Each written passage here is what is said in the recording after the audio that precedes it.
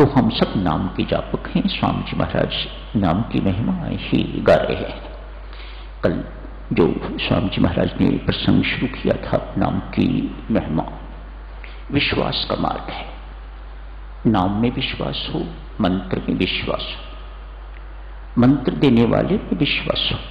स्वामी जी महाराज में दीक्षा गुरु इन्हें कहा जाता है, इनमें विश्वास हो, इस दरबार में विश्वास हो, तो फिर साधक जनों मेरे जैसे के पास जाके आशीर्वाद मांगने की जरूरत नहीं पड़ती।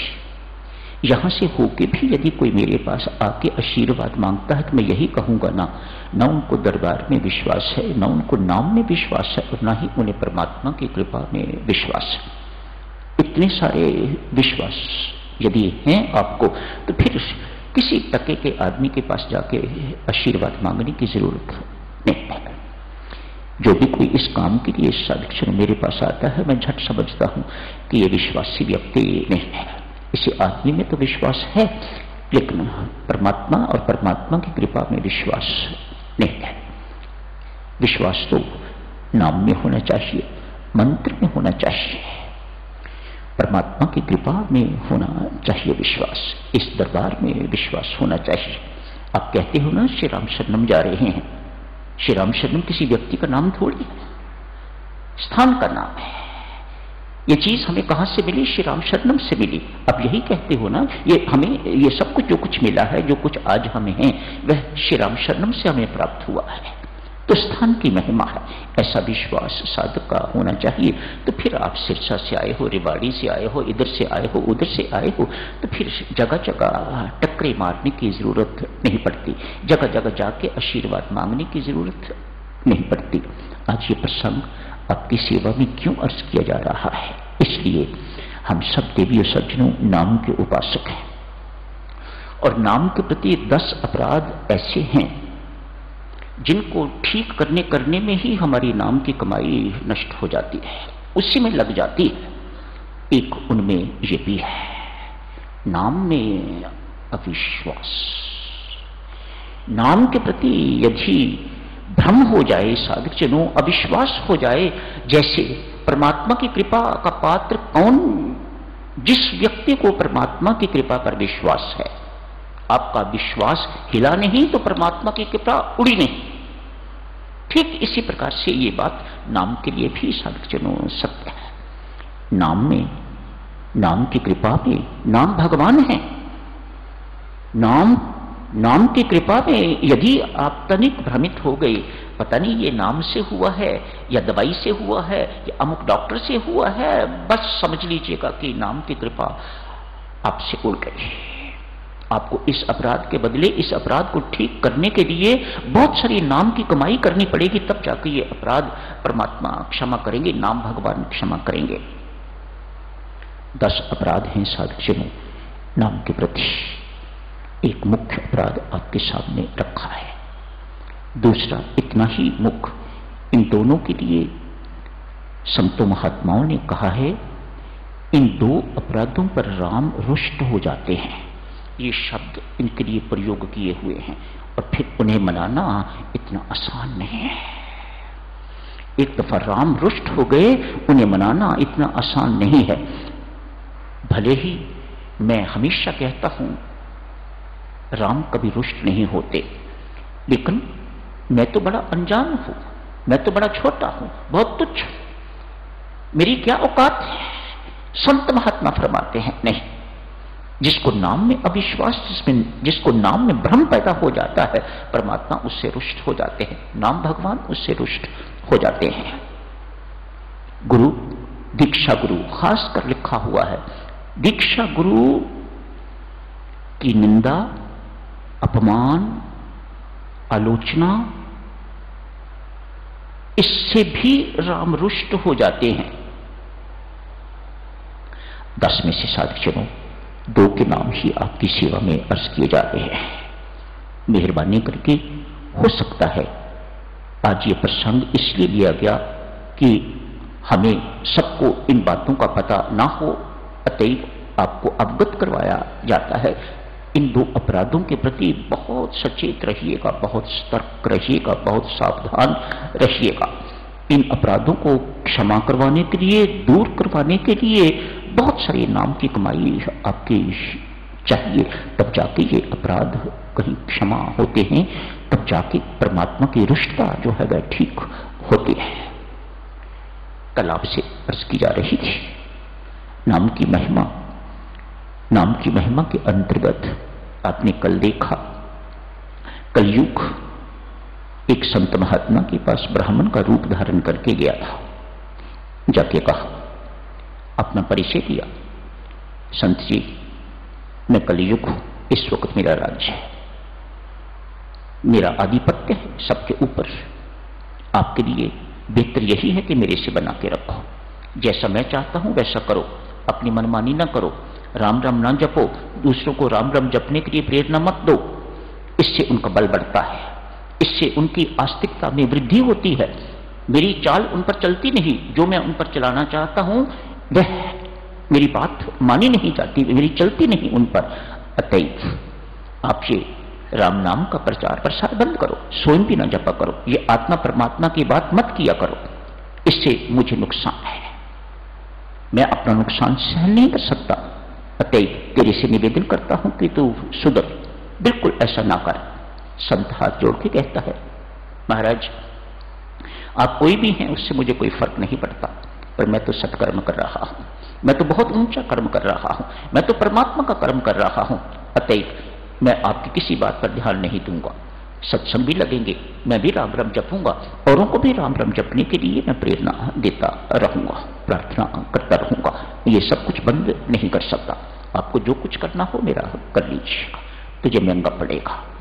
आपने देखा अगले ही दिन ऐसे ही लोग बैठे हुए हैं, संत बैठा हुआ है, एक व्यक्ति आया है, आके कहता है, बाबा पिछले सप्ताह आपने शराब मंगवाई थी, उसकी अभी तक पेमेंट नहीं हुई, मैं पेमेंट लेने के लिए आया हूं। जो लोग अनुयायी बैठे हुए थे तत्काल उनका मन बदला, ओ बाबा शराब पीता है, हम तो इसे बहुत ऊंचा मानते थे, बाबा कामी भी होगा, क्रोधी भी होगा, ये व्यसनी है। भगवान समझने वाले तत्काल शैतान समझने लग गए हैं और आश्रम खाली हो गया है। बाबा समझ गए हैं कलयुग का खेल है, ये अपना काम दिखा रहा है कि मैं क्या कर सकता हूं। नेवर माइंड, ठीक बात है, आज कलयुग फिर आए हैं। क्यों भाई, क्या हाल है? ठीक है महाराज, बिल्कुल स्वस्थ, सब परमात्मा की कृपा है। जिसके राज्य में रहता हूं उसकी अपार कृपा है। मैं राम राज्य में रहता हूं, मैं आपके राज्य में नहीं रहता। आपका राज्य तो आज कलयुग का है, कल सतयुग आएगा, त्रेता आएगा, द्वापर आएगा, युग बदलते रहते हैं, राज्य बदलते रहते हैं, पर मेरा राज्य तो शाश्वत राज्य है जिसमें मैं काम करता हूं, वह राम राज्य, और वह राज्य बिल्कुल बना हुआ है।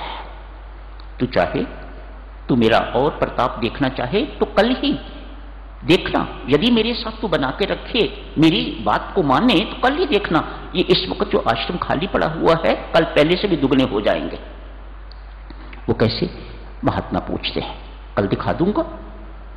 आज एक कोड़ी कहीं रास्ते में पड़ा हुआ है, ऊंचे स्वर से बोल रहा है, कोई मेरी बात सुनो। स्वयं इतना दुख दर्द से पीड़ित है कि वह जा नहीं सकता, घिसटता घिसटता चलता है। अतएव लोगों को पुकार रहा है, अरे कोई मेरी बात सुनो, आओ मेरे पास, मुझे उस संत महात्मा के पास, वो जो उच्च कोटि का महात्मा है, जो वो महापुरुष, उसके पास मुझे ले चलो, मेरा रोग ठीक हो जाएगा। लोग इकट्ठे शुरू हुए, अरे वो तो व्यसनी है, वह तो शराबी है, तो कामी है, वह तो क्रोधी है, वह तो शैतान है इत्यादि। अरे नहीं, मुझे रात को परमात्मा आए थे, स्वप्न में आके कह गए हैं, यदि वह महात्मा तेरे ऊपर अपने हाथों से जल छिड़क देगा तो तेरा रोग ठीक हो जाएगा। लोग तमाशा देखने के लिए उस कोड़ी को महात्मा के आश्रम में ले गए हैं। ऐसा ही हुआ, महात्मा ने थोड़ा सा जल लिया, मंत्रित किया, राम राम बोल के उस पर जल छिड़का, उसका रोग ही ठीक नहीं हुआ, जवान भी हो गया। वाह वाह शुरू।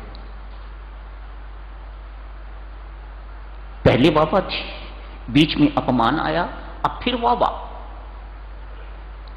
कलयुग आ गए हैं, देख लिया ना मेरा प्रताप।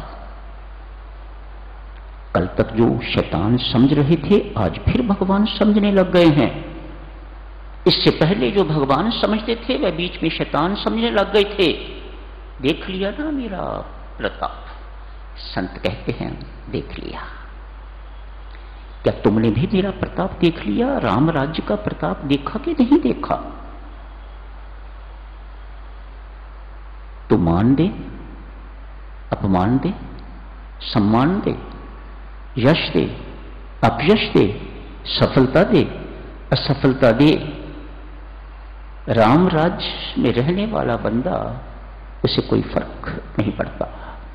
ये राम नाम का प्रताप है, ये राम नाम की महिमा है। दुख प्रूफ हो जाता है, शोक प्रूफ हो जाता है, मान अपमान प्रूफ हो जाता है। जैसी घड़ी वाटर प्रूफ, शॉक प्रूफ, इसी प्रकार से राम नाम जपने वाला व्यक्ति दुख प्रूफ हो जाता है, शोक प्रूफ हो जाता है, अपमान प्रूफ हो जाता है, तिरस्कार प्रूफ हो जाता है। यदि नहीं हुआ तो यही कहना होगा अभी और अधिक नाम जपने की आवश्यकता है ताकि आप इस जगह तक पहुंच सको जहां में संत महात्मा पहुंचा हुआ है। खूब नाम जपते रहना है साधक जनों, इतना ही काम है हमारा। बाकी तो ये विश्वास रखिएगा नाम भगवान करेगा, नाम भगवान करेगा। सत्य तो ये है जो हम जप करते हैं वे भी वही करवाते हैं। ऐसा विश्वास हो तो उन्नति प्रगति बहुत तेज हो जाती है। मैं आ जाती है बीच में, मैंने इतना जप किया, अनुष्ठान रखा हुआ था, इतने करोड़ का, इतने लाख का, इत्यादि इत्यादि। जहां मैं बीच में आ जाती है देवियों सज्जनों, वहां परमात्मा पीछे हट जाता है। ठीक है भाई, तू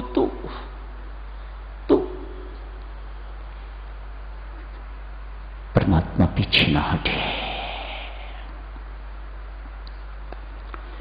परमात्मा ही हमारी जिंदगी में सब कुछ रहे। मैं परमात्मा का, परमात्मा मेरे सर्वस्व, मेरे सर्वाधार, सब कुछ उनकी कृपा से, उनकी इच्छा से, उनकी शक्ति से होता है। साधक जनों, ये झूठ नहीं है, ये परम सत्य है। जितना इस सत्य के पास जाते जाओगे उतना आपके अंदर शांति, आनंद एवं प्रेम का उद्गम होता रहेगा, वृद्धि भी होती रहेगी। यही समाप्त करने की इजाजत दीजिएगा।